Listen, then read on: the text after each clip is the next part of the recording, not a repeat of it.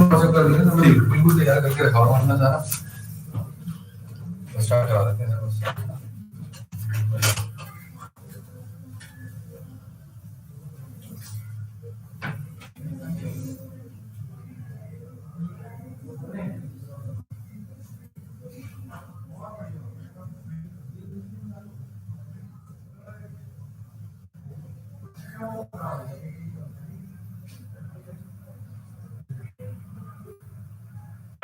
राज भाई सब ठीक है?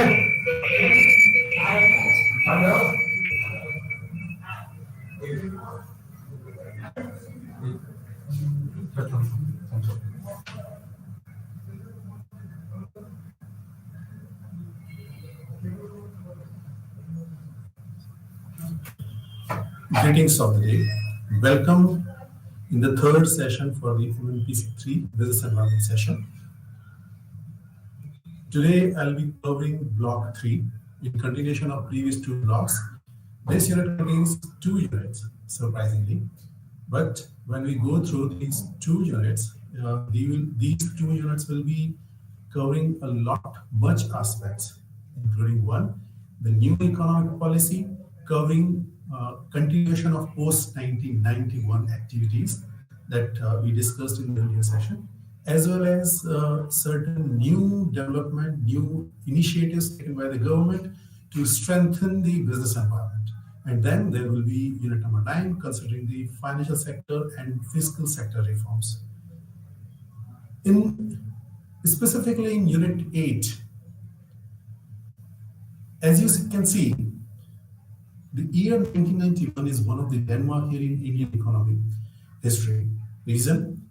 There were good number of economic reforms, and reason for them may be some international and domestic reasons we will be discussing in subsequent sections.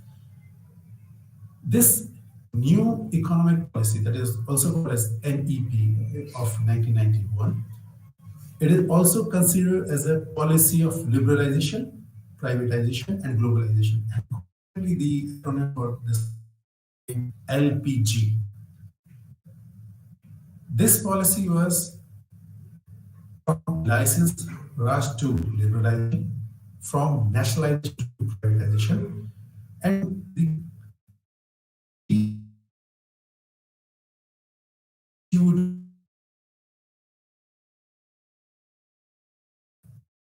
the factors that lead to this are considered as an international and domestic one.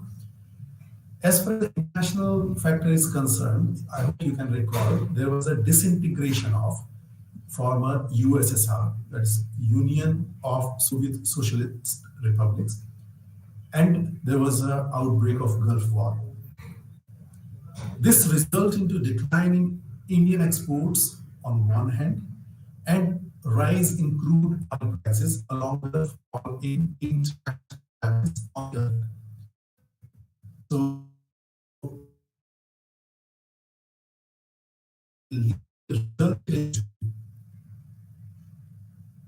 a crisis that is called as balance of payments and fall in foreign exchange and widening of trade deficit. As far as domestic factor is concerned, so you can see that around that time was a huge fiscal deficit, and inflation further fueled the problem. So the fiscal deficit reaches the height of 8.4% in 1990 to 91, and the inflation rate was in double digit. I hope you can recall. In the single digit, it's considered as a positive sign, whereas when it reaches into double digit or it is in the multiple form, then it's a risky affair. You need to trigger some action in that aspect.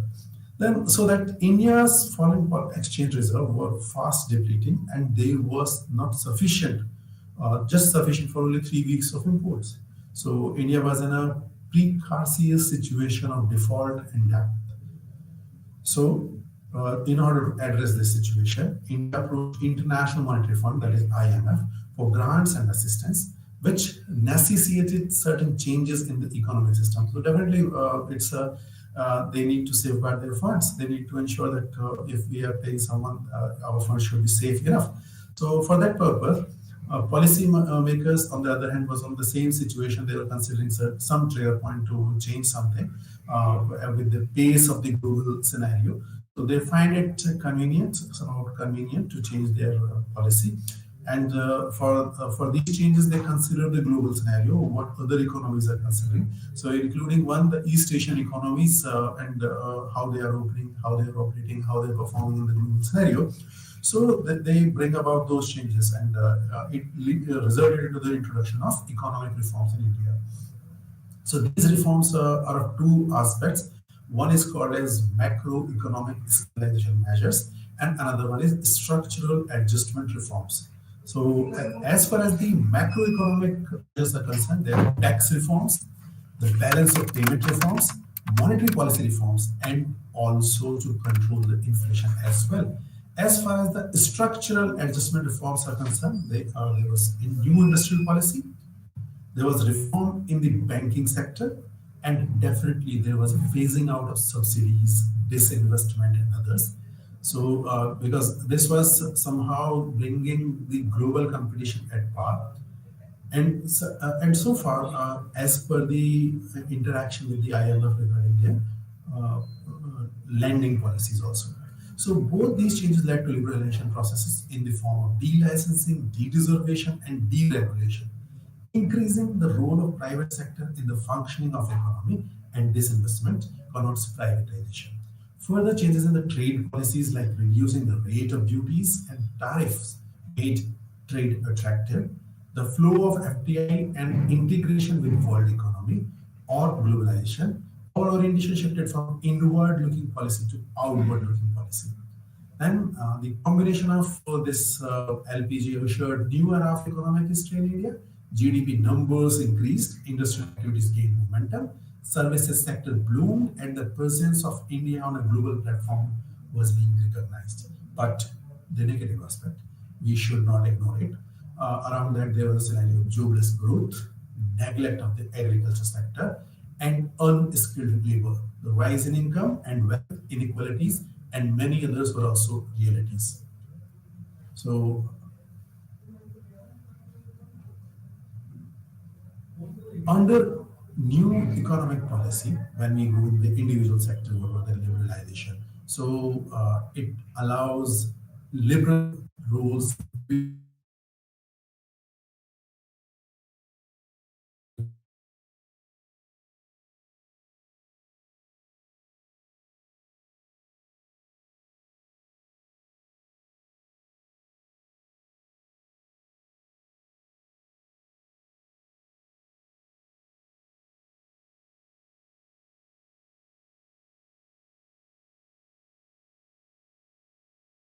reforms are also other.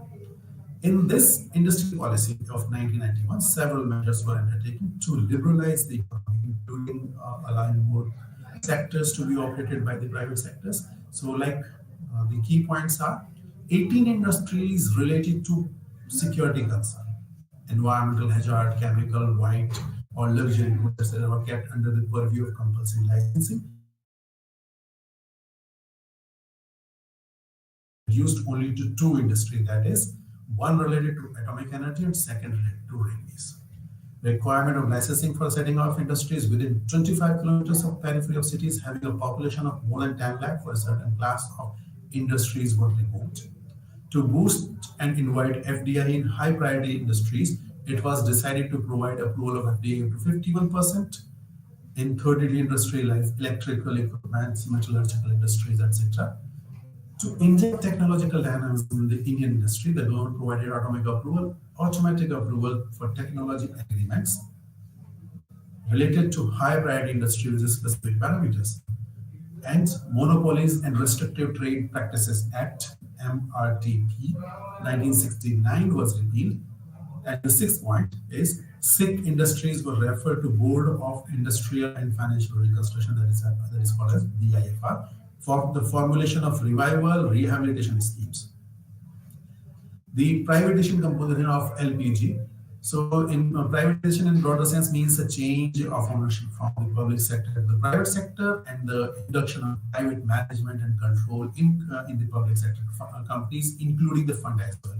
So, These measures are namely ownership, organization, operational or broad measures for privatization. As far as the ownership measures are concerned, the ownership of public enterprises fully or partially is transferred to the private sector. And this ownership measure included total denationalization, joint venture, liquidation, and workers' cooperative format. As far as the total denationalization means, 100% transfer of ownership to private enterprises to the private sector. A joint venture ranges from 25%, 51%, and 74% of public enterprise to private entity. And as far as the liquidation is concerned, it's sale of assets to a person who may use them for the same purpose or some other purpose. Then workers' cooperative is a special form of decentralization whereby the ownership of enterprises is transferred to workers who may form a cooperative to run the enterprises. The organizational measures are imposed to limit state control. These measures include the formation of holding company structure. You can see a couple of good number of companies converted into limited companies, and certain other modifications were also considered in this aspect. As far as the accumulated losses are concerned, they're written off, and capital composition is rationalized in respect to debt equity ratio in financial restructuring. In basic restructuring, the public sector shed off some of its inactive activities, which are taken up by ancillaries or small scale units. Operational measures aim to improve the overall functioning of the economy, even if fully denationalized has not been undertaken.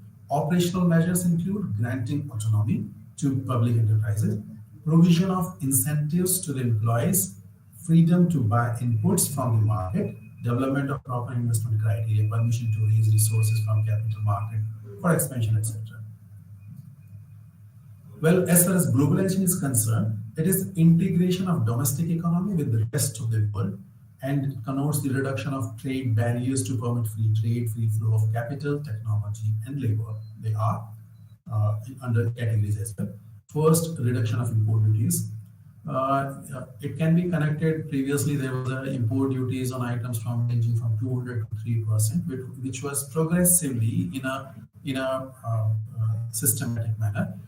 Reaches to 35% around 2001 to 2002, and the medium tariff rate was brought down to 25% in 2003 and 4.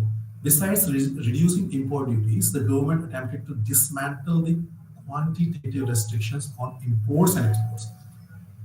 In Import-Export Policy of 1990, the list of open general license (OGL) was expanded to facilitate easy access to import of items.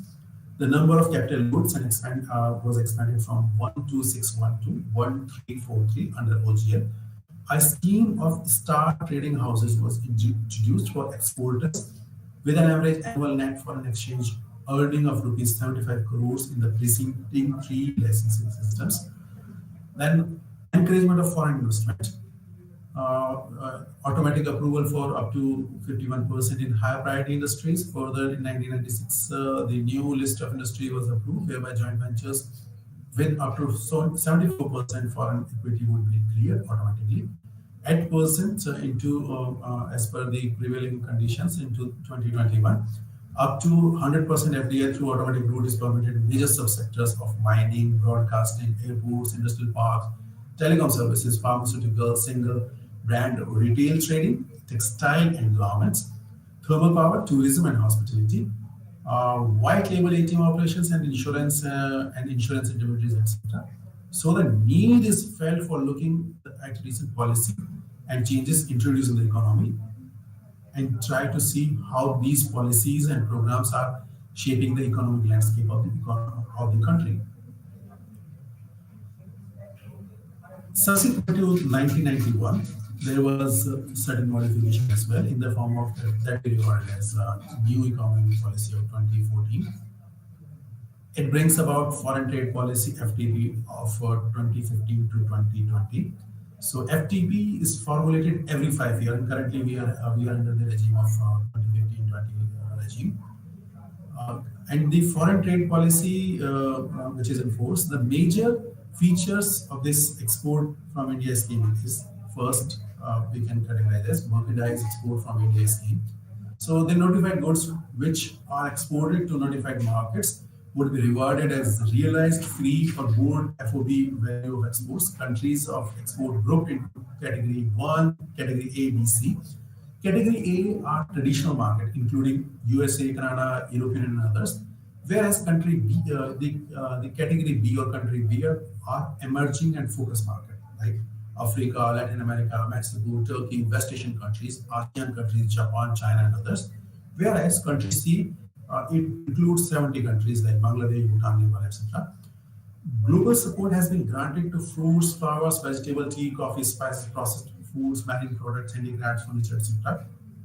New 852 tariff lines that fit in the product criteria but were not receiving support in earlier foreign trade policy have been extended.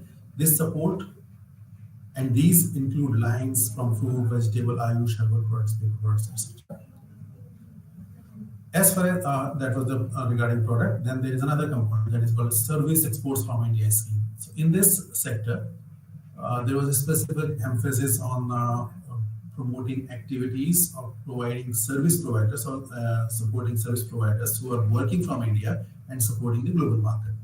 Here, service exports from India scheme have replaced the old served from India scheme, that is SFIS. And incentives ranging from 3 to 5% are provided to the exporters of service who are providing services from India to the various organizations institutions outside India. The rate of incentives under SEIS is computed on the net foreign exchange earned. The business services, communication services, construction-related engineering services, education services, environmental health-related services, recreation services are covered under 5% rate. Services like hotel, restaurants, and other services attract 3% rate.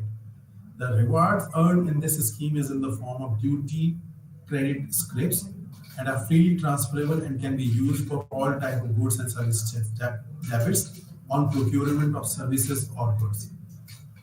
Well, all the benefits of MEIS and SEIS are also extended to special economic zones.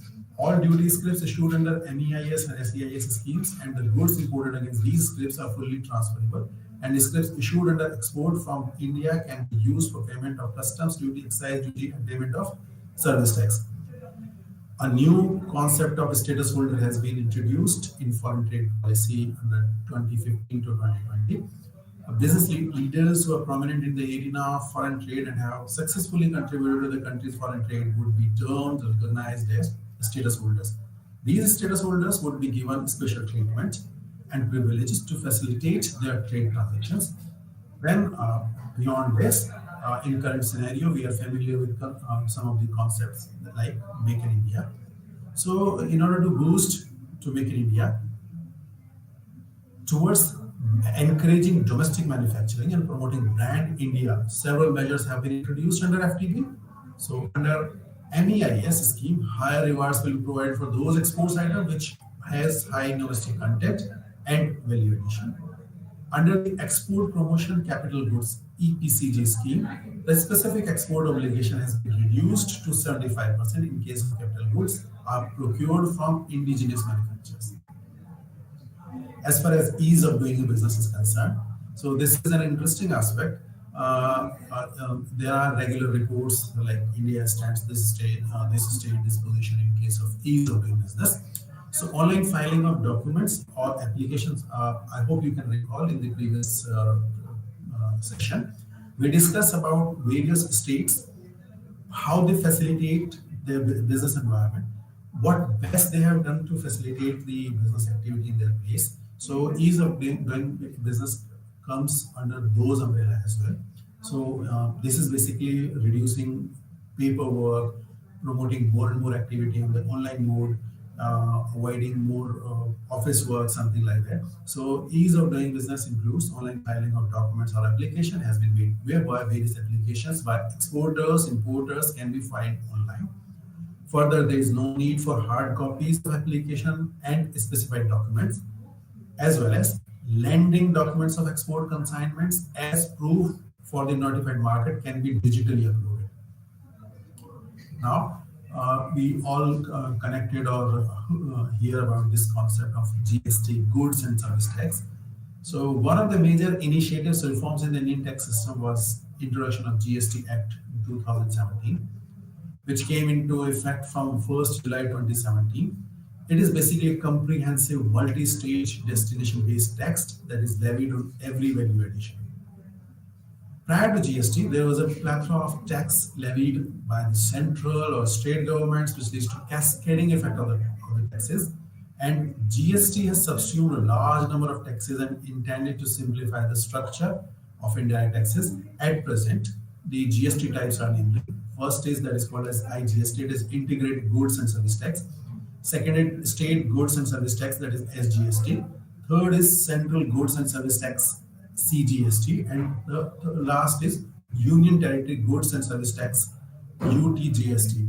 So you can see in the bills you receive, the pakka bill you receive from any shop. So you can see the breakup in the form of SGST, CGST, or whatsoever it is. So you can connect it correctly over there.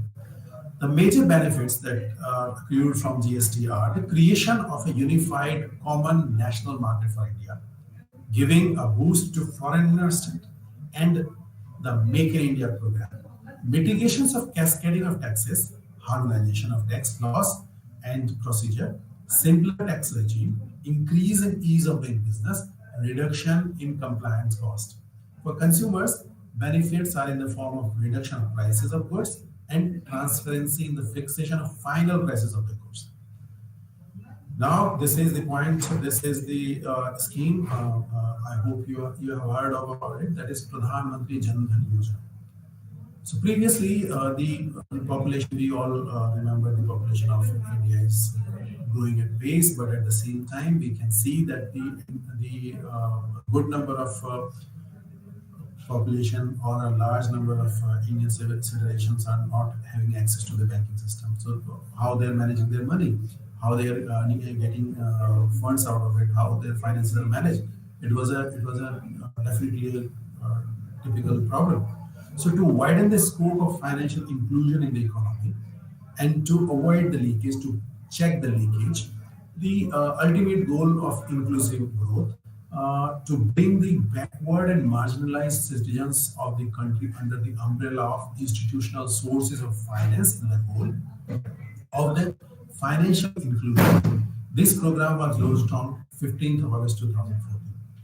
The mission was launched with the objective of making financial products and services approachable to the common citizens of the country at the least cost possible, with the extensive use of technology to expand the coverage of financial inclusion, basic banking services to unbanked citizens. That was the target, unbanked citizens in any bank branch or business correspondent with zero balance and zero charges, providing debit cards and free accident insurance coverage of up rupees 2 lakh.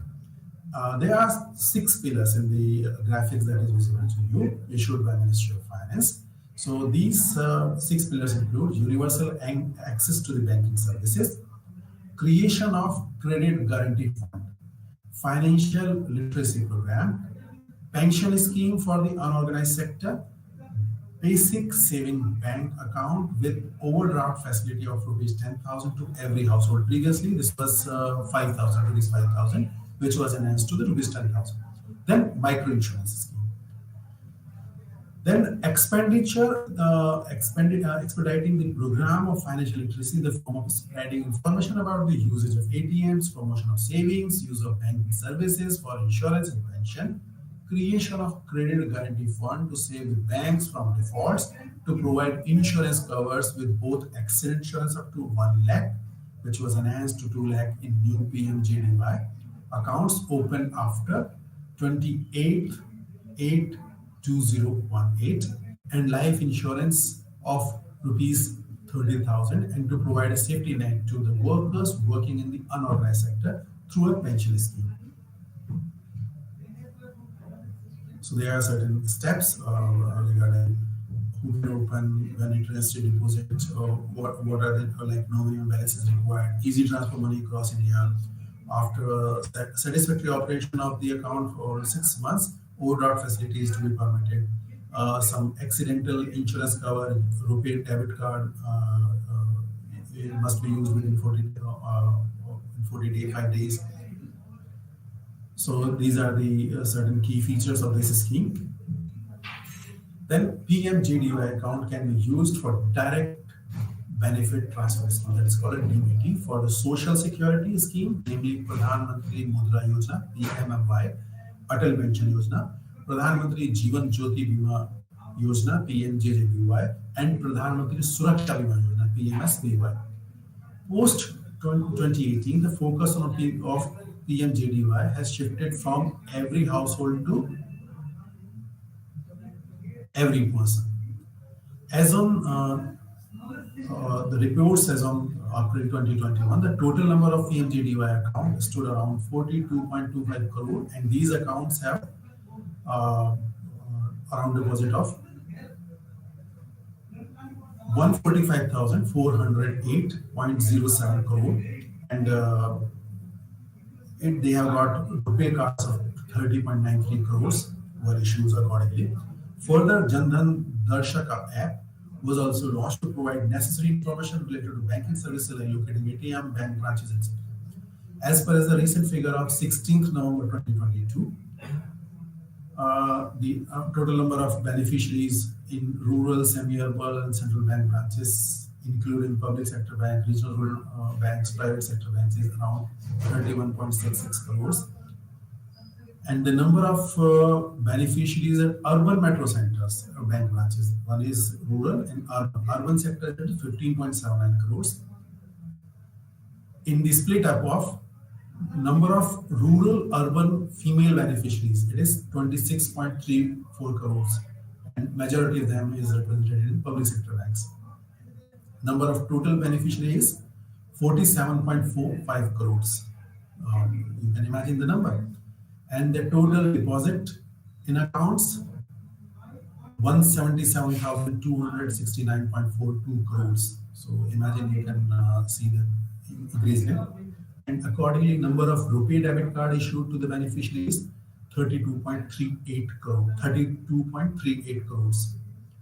Then there is a Mudra scheme for MSME to revitalize them and meet the credit need of non-corporate, non-farm, micro and small enterprises.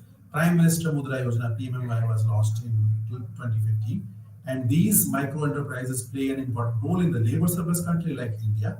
And these enterprises are labor intensive, need less credit, cater to local economic needs, and plays a supplementary role to the medium and large industry. However, they reel under a problem of deficiency of finance at times, depend upon non-institutional sources of finance like money lenders. So to expand the ambit of the institutional sources of finance to this sector, PMY was launched.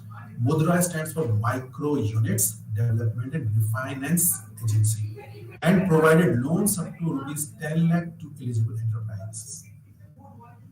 Mudra is a wholly owned subsidiary of Small Industries Development Bank, that is SIDBI, with an authorized capital of 1,000 crore and 750 crore of paid-up capital.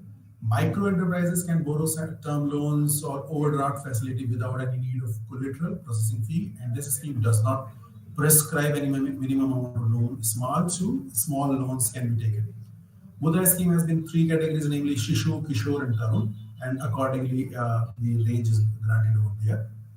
Entrepreneurs can take a loan for the commercial vehicle, plant and machinery, business loans, and working capital in the financial year 2020-21. 4,337,003 PMMY loans were sanctioned. Then there is another flagship scheme that is called Swachh Bharat Mission. So on 2nd October 2014, Prime Minister Shri Narendra Modi ji launched Swachh Bharat Mission scheme or Clean India scheme. More than half of the Indian population, around 55 crores, practiced open defecation. Nearly 2.3 billion people globally lacked basic sanitation services. Beneficiaries were provided with an incentive of rupees 12,000 for the construction of individual household latrines, and the financial burden was shared between central and state in the ratio of 60-40. Whereas in special category states, this ratio was 90-10. And another aspect, there was a concept of not just financial incentives, but it was a capacity building and aims to instilling behavior change among communities and individuals. Since its inception, the percentage of fund utilization under this scheme has been more than 95%. Nearly 10 crore toilets have been built in 2014 and in 711 districts. Total 711 districts declared as a free from open defecations. They call as ODF districts. Next flagship scheme you can see is Make in India. So PM in September 2014 launched a must-have initiative of Make in India to create a conducive environment and encourages investment not only domestic but foreign also, and build a network of modern and efficient infrastructure. This program has three objectives. First, to boost the manufacturing sector and increase the growth rate of this sector to 12 to 14% per annum. Second, to make the manufacturing sector one of the largest employment provider sector and to create around 100 million additional manufacturing jobs by 2022. To increase the share of manufacturing up to 25% by 2025.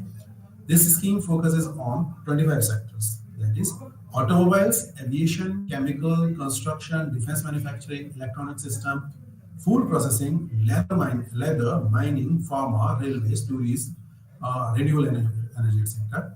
And coincidentally, we can witness from the point number 3, some of the industries, including pharma industry, appears to pharma industry, and other automobile industries and electronic system industry, has paid positively during the time of Corona pandemic. Some of the major initiatives under Make in India is Ministry of Defense reserved 26 items. I think this number is increased. That will be only procured from the local suppliers. Interestingly, then this in NLC announced to set up 500 megawatt solar power plant in Odisha with the cost of rupees 3,000 crore. FDI in the defense sector increased to 75% under the automatic route, 100% FDI in the automatic route for the construction and specified rail infrastructure products. Next is Stand Up India. So far, you can see the schemes that are covering almost all the sections of the society. So now there is another scheme that is targeting the women and the marginalized section of the society, that is SC and ST individuals, into the net of financial inclusion. And this scheme is called as Stand Up India, which was launched in 2016. Under this scheme, a composite bank loan offering from rupees 10 lakh and rupees to 1 crore is provided for setting up greenfield enterprises to be advanced to at least one SC/ST borrower and at least one woman borrower per bank per branch. That was the interesting aspect. The enterprises may be in the manufacturing, services, trading sector, or activities allied to agriculture like pisciculture, beekeeping, poultry, etc. To provide collateral-free coverage, Government of India has set up a credit guarantee fund for Stand Up India. The loan needs to be paid back in 7 years, with 18 months of the maximum mortality period. Nearly rupees 26,000 crore has been sanctioned till year 2021. And there is another scheme, interesting scheme, that is called PM Ujjwala scheme. This is a scheme was to aim the environment consciousness on one hand, as well as looking for the health of the rural women who are dependent on the oil-based fuel for their food or coal-based fuel for their food making processes. So, to provide clean and efficient liquefied petroleum gas (LPG) to rural India, PM Modi launched PM Ujjwala Yojana in 2016. This scheme aimed at providing 5 crore LPG connections to women of below poverty line across India. And this scheme provides financial support of rupees 600 for each LPG connection, which include components of the gas connection like cylinder, stove, pressure, and financial burden is bear by the central government. Then there is a Skill India or Pradhan Mantri Kaushal Vikas Yojana, that is PMKVY. Under Ministry, this is under the umbrella of Ministry of Skill Development and Entrepreneurship, that is MSDE. It was launched in 2015 with a target of providing industry-relevant skill training and financial and placement assistance to over 10 million youth between 2016 to 2020. And there are three agencies which are playing prominent role in this. One is National Skill Development Authority, that is NSDA. Another one is National Skill Development Corporation, NSDC. And another one is Directorate General of Training. NSDA is tasked with the implementation of National Skill Qualification Framework, NSQF, and strengthening State Skill Development Mission, SSDMs. NSDC is entrusted with the implementation of PMKVY and Pradhan Mantri Kaushal Vikas Kendras, while DGT is tasked with the establishment and monitoring of Industrial Training Institute that we call as ITIs. Then let's explore about New Economic Policy 2020. The key point is Atmanirbhar Bharat. We all connect in the concept of Corona pandemic during 2020.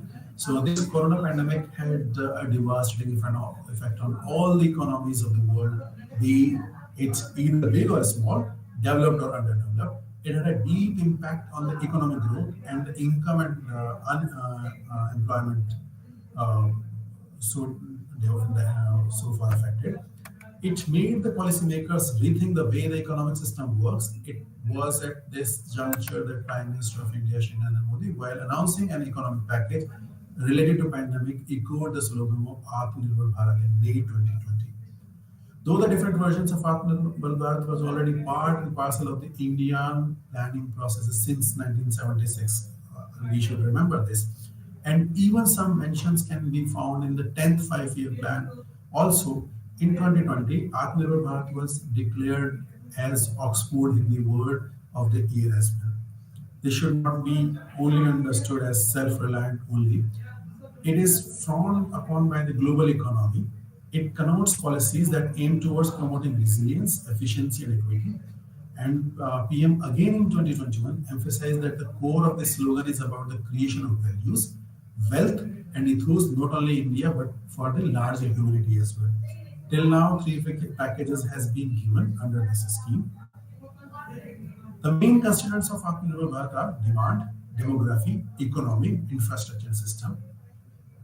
The government of India, via these packages, has tried to expand the helping hand to almost every sector of the economy, be it micro, small, medium enterprises, farmer, rural, labor, migrants, or the empowerment of the poor, marginal sector of the society, women, almost every aspect, including skilling as well. So they are covering almost every aspect. In MSME, the MSMEs were redefined in terms of their definition, and they were redefined on the basis of investment in plant and machinery and turnover as well. The collateral loans were given, so all these ranges were revised accordingly. Interestingly, so far in earlier policies, earlier schemes, one of the sector that was altogether ignored or somehow not given that much of attention as it was required, it was left to its own mercy. That was the agriculture sector. In this policy, the agriculture and allied sector was also given due attention. And one of the reasons was that it was assumed that India is a mixed economy. We depend on almost every sector. Service sector play its own role. Industrial sector also play its role. The agriculture sector, which was relatively silent due to reaching to the saturation level, somehow to the saturation level, need attention also. So there was a concept that we need to go for the diversification of the agricultural activities, mixed cropping, and variety of things need to be done to cover the growing population and to complete the global scenario. So to develop infrastructure in the agriculture sector, a corpus amounting to 1 lakh crore to be set up at aggregation points and farm gate. Farm gate is a place where both farmers and buyers can interact directly with one another. For crop loan requirements, an additional fund of rupees 30,000 crore is allocated and it will be disbursed via the National Bank of Agriculture and Rural Development, that is NABARD, to RRBs or regional cooperative banks. To support the fishermen and fisheries, Pradhan Mantri Matsya Sampada Yojana (PMMSY) was launched. Under this scheme, total rupees 20,000 crore has been allocated for aquaculture, inland fisheries, and marine, along with development of infrastructure like cold chain and fishing harbors. To help the dairy industry, and animal husbandry infrastructure development fund of rupees 15,000 crore was set up to control the foot and mouth disease. It's a very cruel disease in case of cattle. The brucellosis, a national animal disease control program, was launched with an outlay of rupees 13,000 crores for achieving universal vaccination of cattle, buffalo, goat, pigs, and sheep. And rupees 500 crore has been extended for beekeeping initiatives. So this was something new attention as well. The government has decided to amend the Essential Commodity Act 1955 to deregulate food items like edible oil, onion, pulses, potatoes, and oilseeds to attract investment in this sector. There was also kind attention given to migrant laborers or migrant workers. That was a scenario that was faced during the corona pandemic when these migrant workers lost their job and there was a huge crisis over that time. So they were given one nation, one card scheme has been launched whereby migrants can access the public distribution system from anywhere. So because these migrant labor have to move from their working places in the want of food items because they don't have access to the PDA system, the ration card was not at that place where they were working. So that one nation, one card helped them to access the public PDA system from anywhere in the country. Then 5 kg of grain per person and 1 kg of chana per family per month, considering the nutrition value. For 2 months, was given to migrant workers who are not beneficiaries under the National Food Security Act, ration card or state card. It is estimated it will benefit. It would have benefited around 8 crore migrants. Pradhan Mantri Awas Yojana for providing living facilities and affordable price to migrant laborers, urban poor, and rupees 5,000 crore credit facility to street vendors, which are the most affected segment of the population due to ongoing pandemic. Under this facility, the bank credit facility of initial working capital up to rupees 10,000 for each enterprise was extended. Then civil aviation and defense sector. So airports with world-class infrastructure to be built through public-private partnership. And the Airport Authority of India has initially awarded 3 airports of Ahmedabad, Lucknow, and Mangalore for operation and maintenance on the PPP basis. FDI limit in defense manufacturing increased to 74% from previously 49% under automatic route. And reservation of Indian vendors in some categories like production, agency, design and development, etc. And further FDI of more than 40% is not allowed. The Ministry of Defense will bring out the list of items on which the ban of import of the certain items shall be announced. Then Vision Raksha Gyan Shakti launched to promote innovation and technology development. As far as the energy is concerned, to improve the functioning and efficiency of power sector, it was decided to privatize power department utilization in territories. To ensure a progressive reduction in cross subsidies in sector, it was decided to amend the Electricity Act 2003. Rupees 118,273 crore worth of loans have been sanctioned to 17 states UTs for liquidity injection for discounts. As far as social sector is concerned, Manregas have been given an additional allocation of rupees 40,000 crore to provide impetus to rural demand and development. To further strengthen and enhance technology in the education sector, PM E-Vidya was also launched for the education purposes. Other initiatives include Festival Advance, New Leave Travel Concession, Atmanirbhar Bharat Rozgar Yojana to create new jobs, and rupees 1.46 lakh crores to 10 champion sectors like advanced electronic technology products, pharmaceutical drugs, cell chemistry, battery, telecom networks, etc. Were allocated. Rupees 18,000 crore additional outlay for PM Awas Yojana urban. Rupees 900 crore provided for COVID Suraksha mission for R&D in Indian COVID vaccine. Further, under this slogan, various sub-slogans also survives like vocal for global, local for global were also echoed.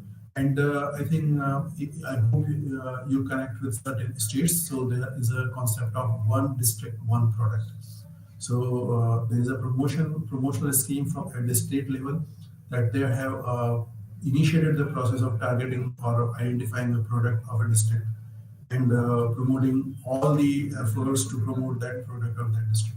And interestingly, you have seen our Prime Minister visiting and meeting foreign dignitaries. So he is giving them gifts that are from a specific place of a specific nature.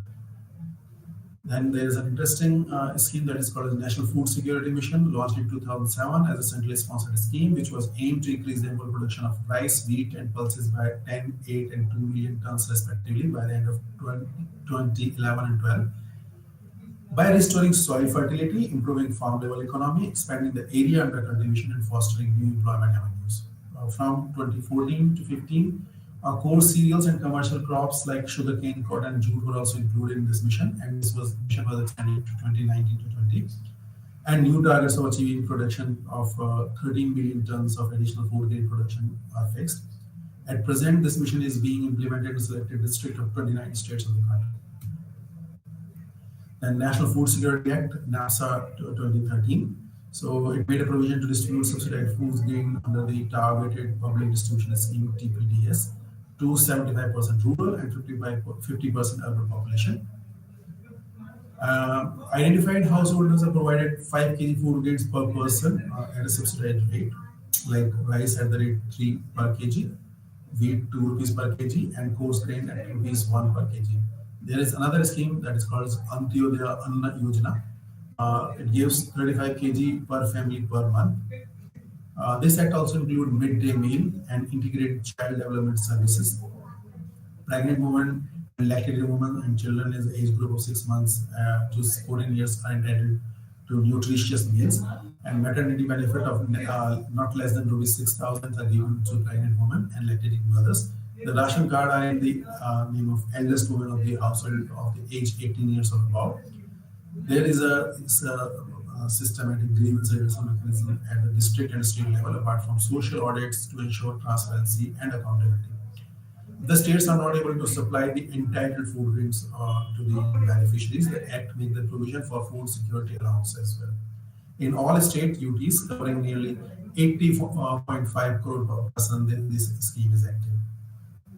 Then there is another scheme that is called Smart City Mission of 2015 to enhance economic growth along with improving the quality of life of people living in cities through comprehensive work on physical, economic, social, and institutional pillar of the city.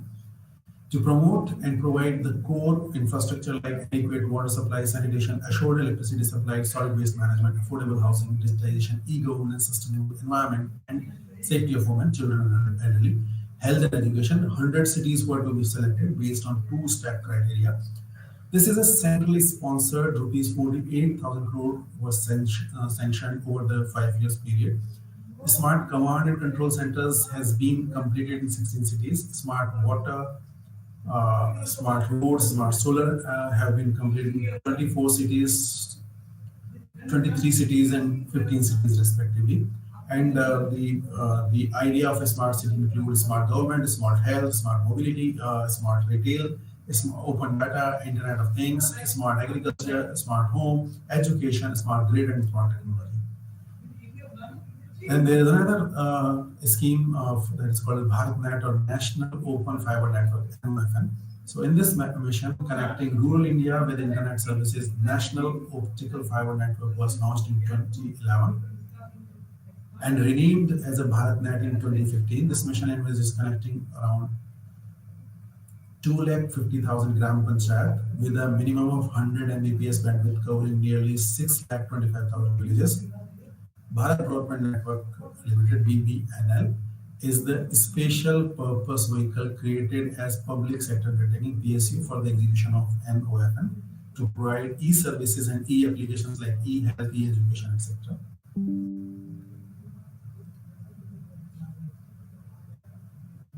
So far, 104,298 GPs Gram Panchayat Wi-Fi has been installed.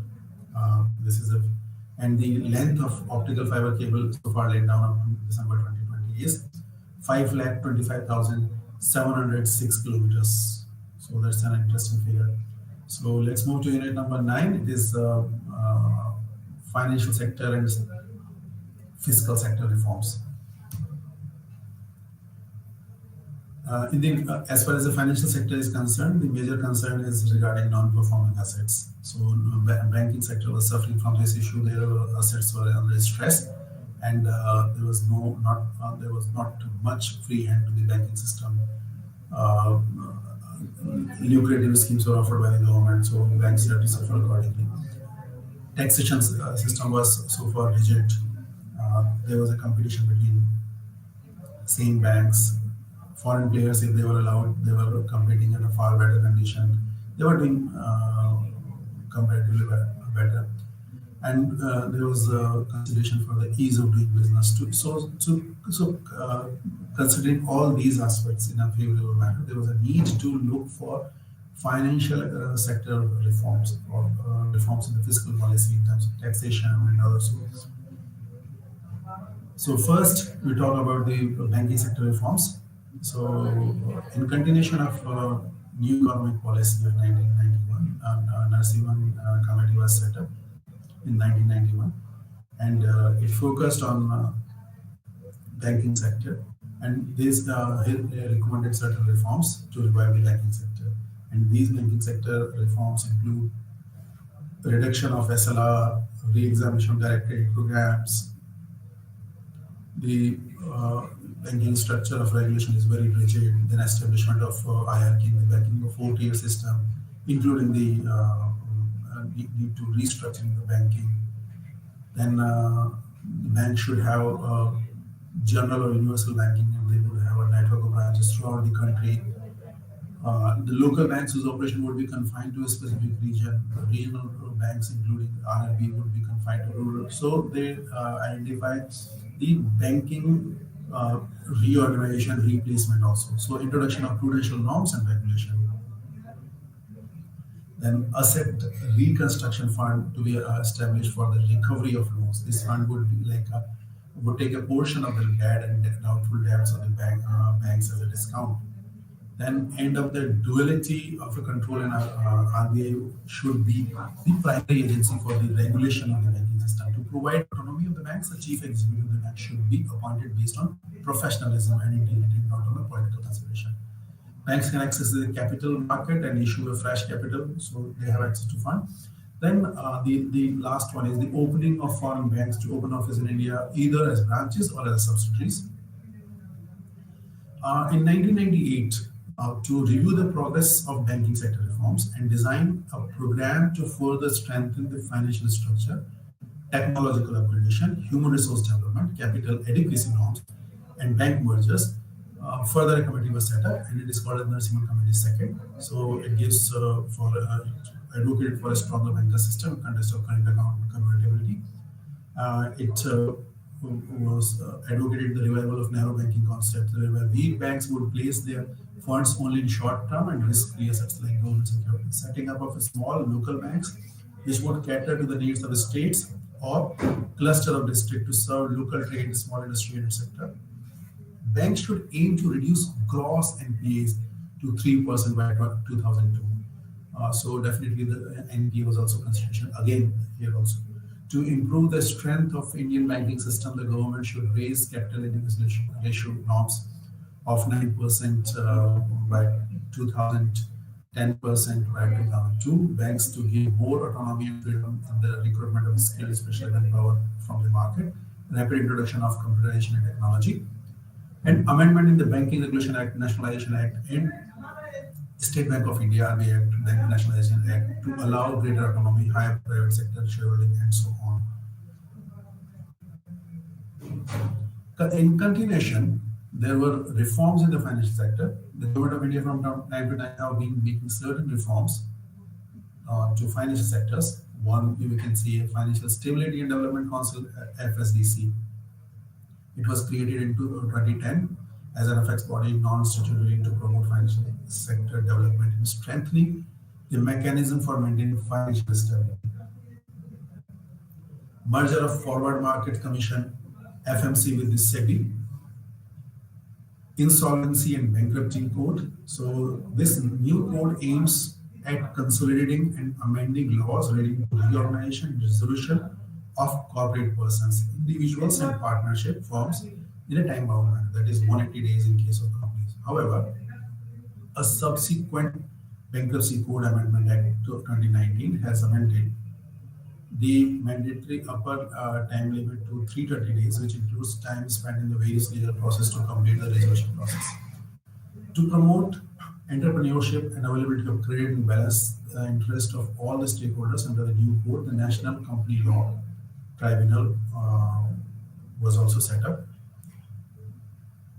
The Insolvency and Bankruptcy Code, amended in 2021, targeted the corporate persons classified as MSMEs to provide them with an efficient alternate insolvency resolution framework and to provide cost-effective, faster, and value-maximizing outcome for all the stakeholders. This is to done in such a manner which is least disruptive and preserve jobs as well. Banking Regulation Amendment Ordinance 2017, which provided specific provisions of 35AA, 35AB, and Section 35A.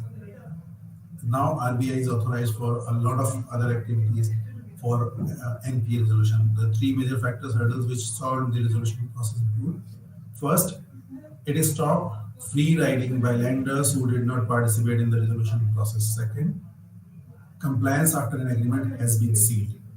Third, certify the process to alleviate fears of future investigation. Well, Banking Regulation Amendment Act 2020. This specifically giving some features for the cooperative banks. The cooperative bank now can issue equity shares, preference shares, or special shares to its members or to any other person residing within its own operational area. They can issue unsecured debentures or bonds with a maturity of 10 years or more to such persons with the prior approval of RBI. No person can demand payment towards the surrender of shares that are issued by the cooperative bank.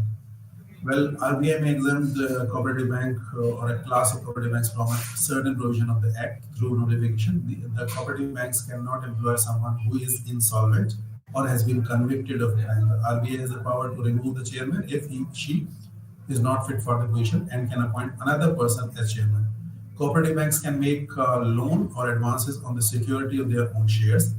They cannot grant unsecured loans or advances to their directors or to private companies where the bank's director or chairman is an interested party. The Act has specified certain conditions under which unsecured loans or advances may be granted, and it specifies how these loans may be reported to RBI. The cooperative banks without prior approval of RBI cannot open a new place of business or change their location outside the city, town, or village in which it is currently located. The Act does not apply to primary agriculture credit societies, PACs, and cooperative and mortgage banks. Then there is as in continuation of previous reforms, there is reform in insurance sector also. One is Pradhan Mantri Suraksha Bima Yojana. So it gives insurance cover of rupees 2 lakh at the premium of rupees 12 per annum, and it is automatically deducted. The population, the age group cover is 18 to 70, and so far the gross enrollment of this scheme is around 23.36 crore, and 45,600 claims has been disbursed under this scheme. Pradhan Mantri Jeevan Jyoti Bima Yojana. So it gives a life cover of 2 lakh to all subscribing bank account holders, and age group is 18 to 50, and it is offered by LIC and all other life insurers. A premium of rupees 330 per annum is auto debited in one installment from the subscriber bank account, and there are gross enrollment of rupees 10. Number in the number 10 crore or 10.32 crores is the gross enrollment, and 2,39,000 claims were disbursed under this scheme. Atal Pension Yojana. So this is the scheme to cater the unorganized sector like gardener, maids, and the fixed pension that was identified for them, 1,000, 2,000, 3,000, 4,000, 5,000 per month from the age of 60,000. And interesting thing is that this scheme is applicable to avail the benefit. The scheme, the subscriber should not be part of any other social security scheme like EPF, etc. Ayushman Bharat scheme, Health and Wellness Center scheme, Pradhan Mantri Jan Arogya Yojana scheme. Then there are tax reforms, Chelia Committee 1991, so it is appended in the form of appendix. Kilkar Committee 2000 for addressing direct tax. Kilkar Committee on Fiscal Consolidation in August 2012. The committee was constituted in the chairmanship Dr. Vijay Kilkar, and they gave the roadmap for the fiscal consolidation. Direct tax reforms. Then introduction of GST. So GST is definitely previously a good number of taxes were there. They will bring down under the umbrella of single tax. Now one tax, one market, one nation is there. The salient features of the GST is it's a dual GST, namely a central GST or SGST. They are various components, and it has got 4 rates: A5, 12, 18, and 28. And depending upon the consideration, they are restructured accordingly.